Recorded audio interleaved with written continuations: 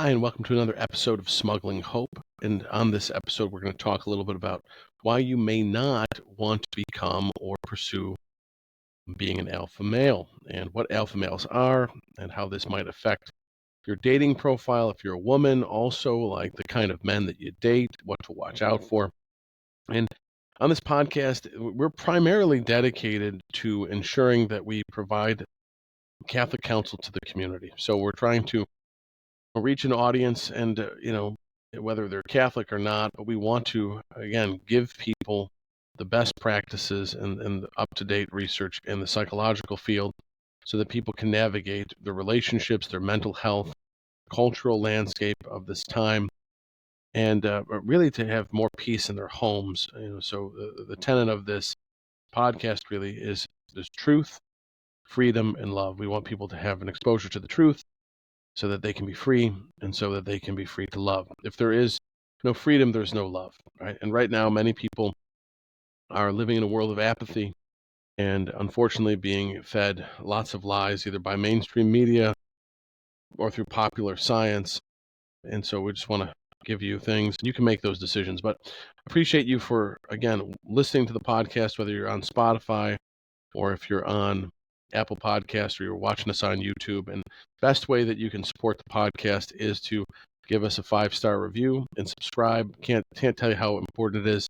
Every time someone subscribes, it helps to bump us up in the algorithm and allow this podcast to reach more and more people. So please, by all means, tell people about this podcast, share it. We want these pieces of information to get to the people that it needs to reach, to really create a society or civilization of love, and also for people to understand what Catholicism is.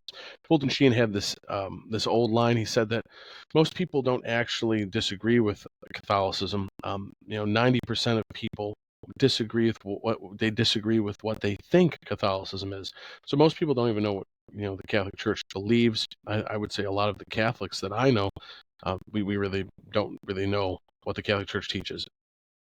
So again, want to try to make sure that we promote the truth so that people have freedom and so that we become people of love. And before I jump into the episode itself, I want to give a shout out to the people that continue to support the podcast. One of the great ways that we've been able to continue to support the podcast is through an online marriage program called Hearts Renewed. And at heartsrenewed.org, you can, again, this is an online marriage transformation program. It is not a marriage, it's not a marriage, enrichment program. It's really a marriage transformation program. It took me about 7 years of research and application to design this program to make it really simple and easy and effective for married couples. 3 modules, essentially, very, very deliberate conversations, positive conversations. The questions are ones that you and your spouse can go over either on your own or together. They are directed to positive ends, right? So sometimes people don't want to go to counseling because they are worried that the conversation is going to take a negative turn. Well, no, this program is designed to be deliberately positive and to also, to give you insight and to go deep into conversation with your spouse in a positive way without having to worry about a counselor being there, without having a third party involved. I know a lot of people have issues with privacy, or they really just think that if it's spiritual or if there's a Catholic name to it, that somehow it's not scientific. But I assure you that it is very evidence-based and taken a lot of different parts of research to deliver that program to you. So whether you've been married 40 years or whether you've been married 4 months, check it out. Or even if you're waiting to be married, you're engaged, check it out. It's worth the investment. And for just $1, you just type in the code RENEW1. You can try the whole program out for 7 days. Look at the modules. I mean, if you're going to go beast mode or something, maybe you can get through the whole program in 7 days. But a lot of people, the fascinating part about the feedback about that is people do one exercise and it seems to change their whole landscape of their relationship. So I challenge you just to do one exercise, right? And again, the marriage program covers everything from the foundational aspects to the aspects of intimacy and sexual relationship with your spouse, parenting, and family culture. And again, if you're just looking for resources, go to heartsrenewed.org, and we have downloadables available for intimacy and trust and family culture. And there's a whole webinar out there just on how to really bump up your marriage. It's kind of like a steroid shot for wherever you are. And again, those are just free downloads. So tell people about them, check them out. The more people who have healthy marriages, the more that we are going to continue to be able to have vocations in the church, because priests come from married families, or they come from the family. And again, our families really have to continue to steer the ship of society in this world, right? Because again, we have an identified truth. And right now, the world is saying that everything is the same, or there is no truth, which is kind of like, driving blind. So the second support for the podcast comes from the Chesterton Academy of Buffalo. That is a Catholic high school. Classical high school in the Catholic tradition. I always get that wrong. And that is designed to form your kids in character and in their intellect, right? So their mind, their intellect, their character, and their relationship with God. Why my kids go there? I have two kids that go to the school locally, and the big reason is I wanted them to be formed, and they have been formed in those areas. And they've been trained to think. And again, as I've said over and over again, realistically, most educational platforms, I don't care how privatized your school is or how much money you pay, everything comes down to teaching your kid how to be a better consumer. You get good grades, to get into a good college, you get into a good college, you get a good job, you get a good job so you can buy stuff. Classical education and the framework that Chesterton uses allows these young people to learn how to think and think about who they want to become, so they don't just become consumers. Okay? So check it out, and there'll be something in the show notes if you want to check out the Chesterton Academy of Buffalo, or if you want to look for a Chesterton Academy near you. Both of those things will be in the show notes if you want to look that up, or if you're interested in starting a school. They're popping up all over the country and all over the world. So people want they want classical education. They want to form their child's minds. And right now, there is an attack on education, right? So on with the show. So today we are talking about why it might not be awesome to be an alpha male. So I want you to, so years ago, one of my sons loves animals, right? And so for whatever reason, it was late at night and we were watching a show. I don't even know if he remembers it. And on the show, they were having gazelles, right? They had these gazelles, and they were like running around like gazelles do. And then there was one gazelle that looked pretty big, had really big horns. I don't know, maybe it was like a 12-point gazelle or a 14-point gazelle. I don't know. I hunt deer. I don't know I've never hunted a gazelle before. But suffice to say, it had been around. And the guy in the interview who was doing this nature program, he was saying to the guide, right, who they were interviewing in this safari expedition. He said, like, what is that giant gazelle, that big gazelle? Like, what is he doing? And he said, well, that's the alpha male. And I said, what is he doing? He said he spends 90% of his time mate guarding. And then the interviewer was like, well, what is that? Like, why mate guarding? And he said, well, it means like that he's got to constantly fend off other males that want to have access to his females. And I said, well, we watch this conversation unfold. He goes, well, how long does the alpha male live? They're like, well, usually like, I don't know, 12 to 14 months. I'm like, oh my gosh, once it's the alpha male, it lives like 12 to 14 months. Like, yeah, it's exhausting. And so I want you to think about that concept for a second, about alpha males, what our society, I guess, upholds as like an alpha male, right? So for some people listening to this, you're familiar with Andrew Tate. Andrew Tate is one of those characters that is held up, kind of an immature version of masculinity. 15-year-olds and 16-year-old men like to look at Andrew Tate. He was a fighter. He's got ambition. He's got charisma. He smokes cigars. Talks about like, his, everything from his diet to like his attitude towards women. But Andrew Tate is seen by young men as like this alpha male. And, just to kind of clarify what an alpha male is it's like, again, this idea of the person who's the top of the hierarchy. And when they do research into alpha male stuff, so to speak, one of the clearest human representations of this is like in gangs, right? So if you look at a gang membership, there are young men that can rise very rapidly in the life of the gang, right? And they quickly rise because they're antisocial and they're narcissistic, in terms of that they think about themselves and they have very delusional ideas about what they can accomplish. But heck, they become at the top of the gang. By the time they're 18, right? But if you know anything about the end of that experience, is that alpha males in gang life, their life expectancy is really short, right? And so this idea has been being promoted, that like these ideas of power and grandeur, ideas about like what it is to be at the top of the heap as a man, I think is disordered. So I want to kind of take that apart in our conversation, because it's dangerous. It's dangerous for younger men who, in my opinion, don't have a lot of healthy male role models, right? So for whatever reason, like Andrew Tate and some of these other guys that show up periodically, Conor McGregor, these machismo men that are very ambitious, very, and they're attractive. They seem like they're a lot of fun. They seem like they're adventurers. They seem like but young men do not have really healthy male role models at this point, a lot of times in our world. And for women, this is dangerous too, because especially younger women, they cannot identify a healthy man from a narcissistic man, and alpha male concepts, especially for women who are unexperienced in the dating pool, or are, again, they can be easily taken advantage, or they can be targeted by some of these men who are self-serving, to put it mildly, right?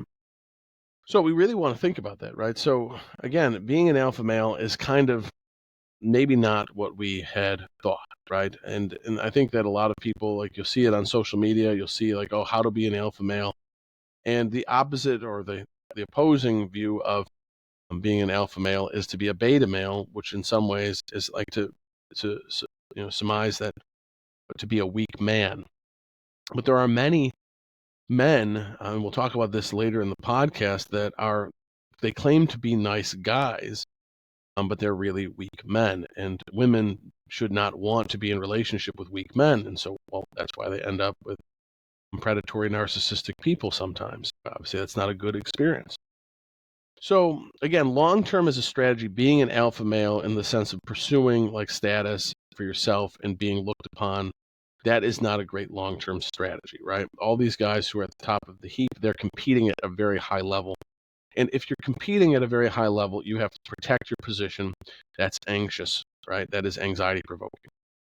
And so a lot of people struggle with this, right? Because men are very competitive. We like competition because it sublimates, meaning it helps us to get rid of our fears of death and our fears of sacrifice. So we'd rather watch football or a boxing match than clean out our garage. For some men, not all men.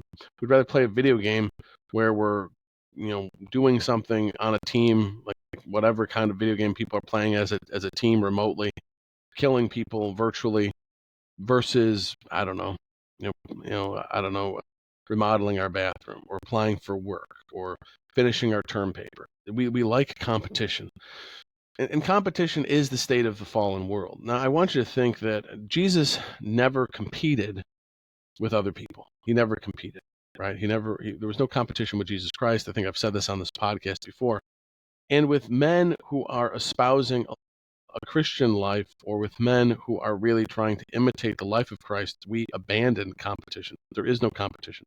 But that does not mean that we're not dangerous, because Jesus Christ was killed because he was dangerous. Jesus Christ was not a weak man. He was God and he was man, but he was not a weak man by any stretch, right? He was the God man. He is the God man, right? So one of the key things here, right? So again, we need to keep this ball moving, is in terms of like the ability to keep status, right, as a man, right? And this is for women as well, but I'm going to do a separate podcast on women, because they have different difficulties for the most part, different gifts, right? So now I want you to put it in this perspective, that in order to get status or to keep status, so again, like I use a negative version, maybe, like I said, of gang members, and I'm not trying to pose this as all a negative thing, but alpha males that essentially work, again, like men who work together, right? A lot of men, like 5 men, they can all work together, and there might be somebody who collects those men, and they all build a house, or they all fight back a bad guy, right? So like, me and 10 guys get together and we fight some monster. Well, then that's a great collective thing.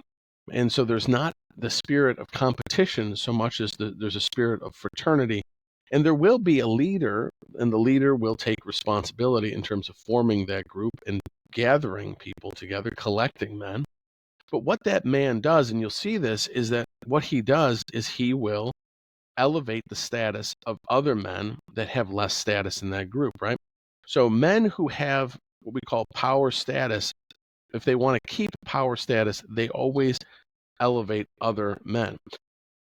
And so, like when they study hunter and gatherer societies, right? Hunter gatherer societies, so hunting is one of the only things that, like, you have a high probability of failure. It doesn't matter how skilled you are, it doesn't matter how wonderful you are. So these hunter-gatherer societies, there's always a group of men that go out, right? So maybe there's 10, maybe there's 20, maybe there's 5, whatever. If I'm the one who kills the animal that my tribe is going to eat, I'm going to disperse those, those spoils of the hunt, so to speak, the animal, and I'm going to dispose that to men, and I'm going to actually disproportionately probably give them better cuts of meat or more than myself, even though I won the hunt. Why? Well, because I want people to hunt with me to ensure that my family and our group stays alive. And so there's something that's higher than just my ego. That's something that's higher than just me winning, me getting the trophy. And so you see in professional sports, you see like these quarterbacks that if they, someone interviews them and they say, "Oh, what happened in the game?" Like, "Oh, it was all me. I was just doing great." Well, the next time their defensive line is not going to protect them and they're going to be sacked. A good quarterback is going to give praise to his defensive line to protect him, because he can't do that work without these other people. And so men, if they own a company or if they are leaders at work, they have to work to build up the people who have less status and elevate them. As Jesus says in the gospel, in the parable, right? You always want to take the seat of lowest position. You don't want to take the seat of highest position because there's always someone cooler than you. You're going to get demoted.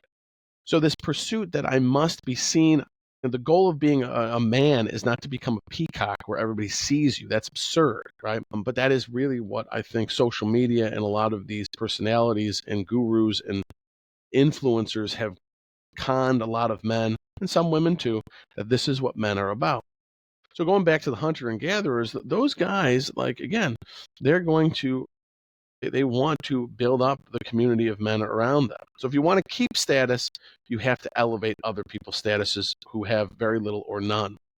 And that produces a gratitude and maintains a level of humility and relationship. If you want to elevate yourself, you're going to make yourself a target. You're going to make yourself a target for someone to challenge, for someone to, come after you. And it's weird in hunter-gatherer communities, right? The funny part is people who are narcissistic or are psychopathic for our conversation, just break these words down because I don't use them a lot. If you follow this podcast, I don't use this language, but I'm using it to kind of describe the behavioral traits that you'll see in people, and we throw this language around. So and so again, when I say narcissistic, these are people who are primarily motivated by themselves. They think about themselves. They're usually focused on short-term gain, and they have a pretty grandiose version of themselves. And and again, it's all about them in some regard, right? And then psychopathic means that their relationship with people is more of objectification or parasitic, where they're taking from people, right? So these are the people who take. These are the people that think about themselves, want to be seen. So if you have a hunter-gatherer society and you have a person like that who is, they think that they're an alpha male or whatnot, well, they're going to try to take other people's mates, or they're going to bully people, or they're going to try to take other people's resources. Well, these people go out on the hunt and they don't come back. They have a hunting accident and they never come back. The tribe disposes of them, right? These people do not profit, right? Historically, these people do not profit from society except for when the society is weak, right?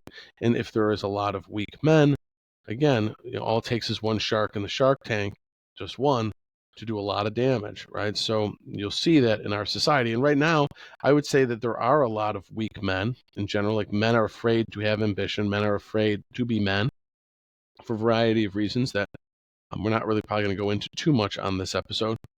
And then we have, men that are rewarded in our society for being violent. They are rewarded for taking advantage of women. They are rewarded. And again, that may sound odd, but that is kind of like our current strategy of mating and dating, right? There is a lot of weird stuff where these people who are in it for short-term stuff, men who are in it for short-term dating, men who are into relationships just for their own gain. They don't want to be fathers, they don't want to be husbands, they don't want to sacrifice. And yet that is not what our society is communicating to women. Like, women are supposed to, you know, be okay with this stuff. And that's, nicer guys, so to speak, are confused among the heap of weak men, right? So not every nice guy is a weak man by any stretch, but obviously there are many, you know, many men that are weak that try to hide behind morality, right? This whole idea that, well, I'm moral. Okay, well, we want to be looking for the proof of that, right? And we'll talk about that in a little bit. So the alpha male thing is dangerous for some people because essentially it's gonna put you on a pedestal that, again, if you're a winner this week, you can be a loser next week. If you want to be the top dog, well, someone's going to challenge you. You have to maintain that. You have to maintain your title. And and if that's really the focus of your life, is maintaining your title as the wealthiest man, the sexiest man, the strongest man, whatever it is, well, I think that there's more to being a man than that. And unfortunately, that's not coming through a lot of people's social media feed. And again, there is a lot more. And like I've said on the past on this podcast, is you are a man to the degree that you can sacrifice, right? So in a culture that tells you that you can't sacrifice or you shouldn't sacrifice, it's all about you, well, you're going to get a lot of men espousing to be alpha males that are more bent into narcissism, more bent into themselves, because it's all about me, right? And I think there's a term in the last couple of months that's come up in my professional work called drizzling, and drizzling means that essentially the woman that you date or are around, like if you've been dating her for a couple months and she's not paying your rent or paying your mortgage, you're supposed to dump her. I don't know. I mean, that's beyond my pay grade as to where that came from or why that was, but I mean, this is kind of where we're at in terms of the male attitudes towards women and narcissism and bizarre stuff, right? So if you want to be an alpha male, again, be ready to compete all the time. But what Jesus asked us to do is to, instead of competing with people, is to contribute, right? It's a better long-term strategy. It also helps us to build an identity of value and worth in a community. And so people, they're not trying to constantly like compete with you for power, right? Start fights with you, and it's a lot less anxiety provoking if you're not constantly trying to put yourself out there. Also, like, you may end up as a lone wolf. And, as my grandmother used to say, a lone wolf is a sick wolf.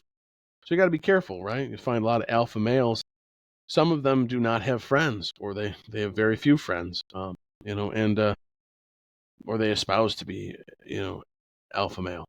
And so again, remember, Jesus was not after this title. Like, he was the servant of all, and he became, a victim of torture for our salvation. And so again, there's nothing prideful about what he did. And so men that start to espouse more pride and peacocking in life, again, from an evolutionary standpoint, like I told you about the animals and the gang members, and this is exhausting. This is probably not a great long-term strategy. If you want to make enemies, if you want to make enemies deliberately, I mean, you can definitely, I mean, if you're going to live your life and you're a guy and you're going to live the truth and you're going to try to live authentically and consistently with the man that you want to be, you're going to make enemies, but you don't have to go out of your way to make them. They're going to come naturally. You don't have to go and you don't have to work extra hard to make enemies. And so that's just something that I want you to keep in mind. So if we're really trying to move into authentic masculinity, what we want to be thinking about is, how do I build up the men around me? How do I see myself as a contribution? And getting myself out of this attitude of perpetual competition, either with imaginary ideals that are put forth by these virtue signaling, these influencers, these people that somehow have everybody's attention. And again, peacocks get attention, but they die, and if you want to have a long-standing relationship, if you're a guy and you're listening to this podcast and you're like, yeah, I'd like to have a relationship with somebody I want women to like me. I want to be found. Okay, well, then here, this is the part for you, right? So women and men have this issue, right? Women's issue with this alpha male narcissism stuff is different than men, right? Especially if you're a good man. If you've ever seen Beauty and the Beast, and I talk a lot about this sometimes in my work with people, is in the Disney version. I know you can hate me because I've seen the Disney version, right? Because we're all boycotting everything. But with the Disney version, you have Belle, and in the first scene, they introduce Belle, who is the beautiful princess to be in Beauty and the Beast, and she's walking down the street and she's reading a book because she's like a nerd. She's like a book nerd, right, or something. She's walking down the street, and the first group of men that attempt to get access to her are the peasants, right? Peasants are the weak men. They are weak. They're coming up to her with baguettes and little bottles of wine, but she's kind of swats them away. And in the Disney version, I do believe that they're perceived almost shorter than her. They're like smaller in stature. They're afraid of her, and she kind of just dismisses them. The second version of men, and these are the ones that espouse to be alpha males, is Gaston, right? Gaston is this barrel-chested man who they sing all these songs about because it's all about Gaston. Gaston is a narcissist. He's all about himself. And some women, naive women, women that have had little exposure to the evils of men, are taken in by these narcissistic men because they talk a lot about themselves and they talk about their plans. And these women see them as going someplace, and they experience their ambition, which is exciting. They see their ambition as intelligence. That signals to them that this man is intelligent. This man is somebody worth getting to know. It's not all women by any stretch, but some women get sucked into Gaston. These are also the people that are, again, because narcissists spend a lot of time grooming themselves, right? Because it's all about themselves, so they usually look more attractive. They're more about themselves, so they're out there, they're doing things, right? These guys make sometimes a lot of money. They're always at the gym. They're always on the fad diet. They're always wearing the nicest clothes. They're always wanting to be seen with the nicest person because it's about them. And so for a young woman who has little exposure to what a narcissist or an antisocial person is, this is a trap, right? This is a person that if you're not looking for the right things, you could think Gaston is a good person. And in the Disney version, I think he's like bench pressing like women and doing all this stuff and drinking 15 beers. I have no idea, but that's the whole slew. And other men, his little toady friend, I forget the guy's name, is always talking about how wonderful he is. His wingman, I guess. And then the ultimate thing that the woman wants, though, because she doesn't want a weak man. And again, sometimes she'll end up with a narcissistic kind of alpha male like Gaston. But what she really wants is the beast. And the beast is this guy who has the capacity to kill the woman, but he chooses not to. He chooses to protect her. He chooses to sacrifice. And it's the demonstration and the display of sacrifice and kindness that women need to be looking for, because the sacrificial behaviors and the authenticness of that signals that this is actually like a good man and a strong man. So again, go back to the weak men. Weak men will talk about how good they are, but again, are you volunteering at the local soup kitchen? Are you teaching kids a second language that just arrived from Guatemala? Are you taking care of your elderly grandma? I mean, if women know these things, they become attracted to men because that signals kindness is a huge signal to women to draw close to these men. But just to say, well, I'm moral and I'm a nice guy, that's just to hide, right? Just to hide and say, well, I'm a good person, or I'm chaste, or I go to prayer and I go. It's good that you do these things. These are good things, but to be a man is to sacrifice. And again, the narcissists confuse people because again, they do a lot of these other behaviors and the alpha male behaviors that they do, and yet they don't sacrifice. And if they do sacrifice, oftentimes they're taking from the women, and the women don't notice it, right? They'll sleep with the woman, or they'll take advantage of her in some other capacity, or they'll cheat on them. Because again, it doesn't matter. They'll cheat on you because they're okay to do that because they don't care. It's all about them. Because they're really always directed towards short term. Remember, alpha male, for the most part, this mentality of alpha male signals short term gain. It's all short term. One night stands, small dating relationships. How can I? It's an acceleratory thing, right? But it's hard because the way that we date, if you're a person in the midst of dating, or if you've already gone through that cycle of life, in the beginning of dating, we have fun relationships, and then we want deeper romantic emotional connections. So some of us get lucky where we find both, but think about it. In the beginning, the people who are a lot of fun in the beginning are people who have ambition, and they groom themselves well, and they are up for anything, and they're very impulsive sometimes. And hey, narcissists would work better then. They're more fun and exciting, but there's then nothing under the surface. There's not going to be a long-term dating capacity there. There's just going to be usury, right? And they can dispose of people quite easily. These men can dispose of women very easily, especially in dating. So if you're a woman, you need to be looking for, okay, does the man have these qualities? Like, is he take care of himself? Does he have discipline? Does he have ambition? And again, ambition is a huge thing.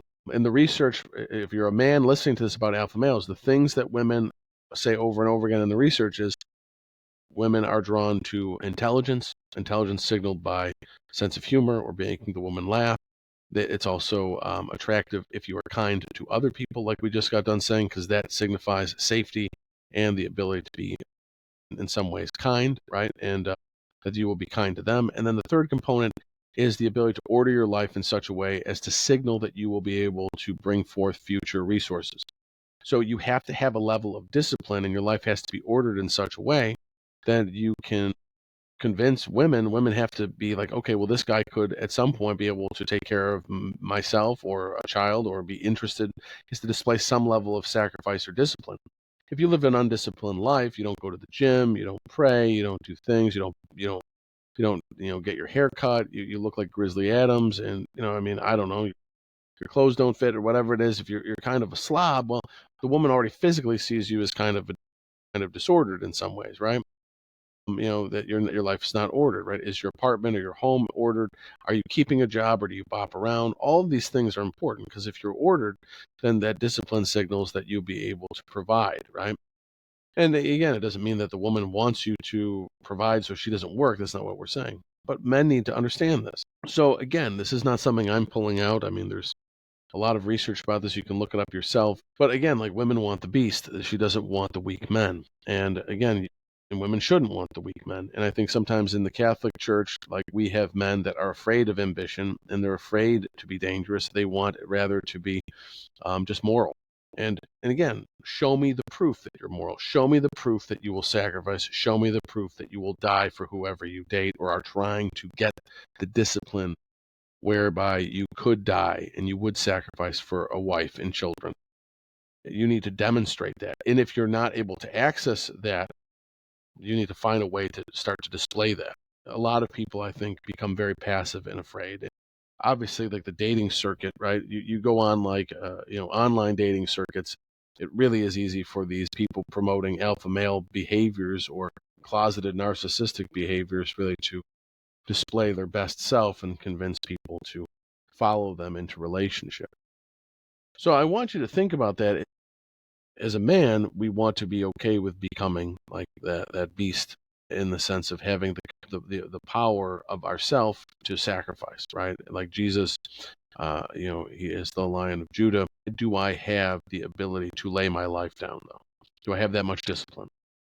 And that's really the goal as a man. If you are married too, if you're trying to maintain your status in your home and you're married, again, this attitude of alpha male, like, oh, I'm the alpha male, right? I'm not trying to control my wife. I'm not trying to put down my wife. I'm not trying to demand my wife respect me. I need to display that I will die for my wife and my children. It is by taking responsibility that we maintain our authority at home. So if you are seeking to be the authority in your home and to be the head of the household, well, then you have to learn how to die and practice dying every day. And your wife wants to trust you, and you have to then be consistent in your endeavors to lay your life down. And again, this is really what family is. It's not about me peacocking and looking more. Again, what man wants to look better or look fancier than his wife? That's kind of odd, right? That's an odd kind of thing, right? So for men, and I've used this as an analogy at times, is we are kind of like wooden vases for our family. If we're fathers and husbands, we support everything, we create structure, we maintain the stability. But if I'm a wooden vase, if you look on my dining room table, you're not going to see the vase first. First thing you see is you're going to see the flowers. And so you see the woman and the children. The woman should become more beautiful, and the children in your life should become beautiful as well. And they should be seen. And you, as a man, the more meek that you are, right? Meekness is hidden strength, right? You have strength, but you don't choose to show it off.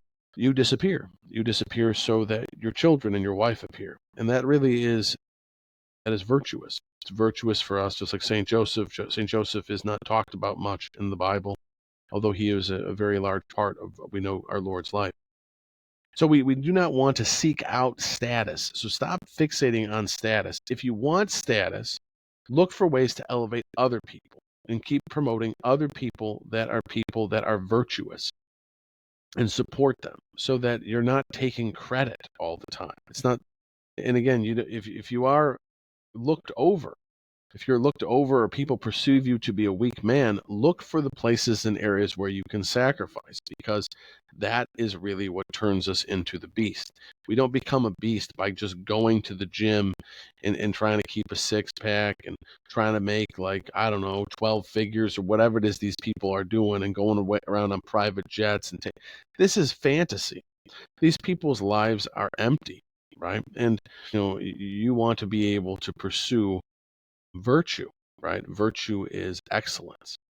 But you have to, you yourself have to pursue the excellence. You can't be something, um, you know, you want to be able to have an image of who you want to be. And especially if you're having thoughts about like this idea of in your own marriage or in your relationships, cultivate, think about like who you want to be. Think about like what it is that man that you'd like to be at the end of your life, what he would be grateful for that you're doing right now. And that's really important.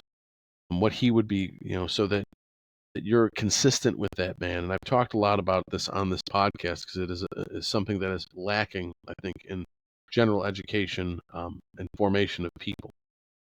So, and again, if you're a woman and you're dating a man and he says he's a good man or he's a nice guy, and again, I don't put much stock in nice guys. I want a man to demonstrate that he can sacrifice and that he's willing to really have some skin in the game. Just the fact that he looks good or takes care of himself says nothing. It really says nothing about how he'll treat other people. We know that he'll, get his hair cut once a week, and we know he'll go to the gym every day. It doesn't mean he's going to wake up in the morning at 2 a.m. or that he's going to be, nice to your little sister, or that he's going to work 3 shifts to take care of, you because you're sick. It just means that he can do a lot of things for himself. And so it's a good start, but it doesn't necessarily mean that it's all there. So look for the proof of the morality. Look for the proof that this man can sacrifice. Don't be conned out of things just because the person talks a lot of nice things, talks to you very nicely, or has ambition. Doesn't mean you're part of the future for him. Just means that he has ambition and dreams and goals, and he has the discipline to move towards those things. And that's attractive. And honestly, like between weak men and narcissists, honestly, like for women, like think about it. I can't blame women for being attracted to somebody who has ambition and is trying to do these things. That is more attractive than some weak guy living in his parents' basement, or some guy who's just, waiting for some woman to like him at the back of church. That's just not as attractive, right? So that's why women go and find themselves with bad boys sometimes, because there is the potential, although it be it not maybe represented in full, like that these men have potential to really be dangerous. And women do not want weak men. So for all the men out there, I encourage you to look for ways to cultivate the discipline required to lay your life down. Abandon this nonsense about trying to be like an alpha male. Jesus doesn't compete with anybody. All of the people that I've seen in my life that are at the top of anything, they do not espouse to greatness. They don't talk about how wonderful they are. They don't talk about how great their presentations are, how great their business is. They look for how to give credit to those around them. And if you're a married man, look at the fact that whatever you've accomplished is because of the support of your spouse and the support of your wife. I'm not able to do this today unless my wife is supportive of the work I do. So hopefully this is a conversation starter for people.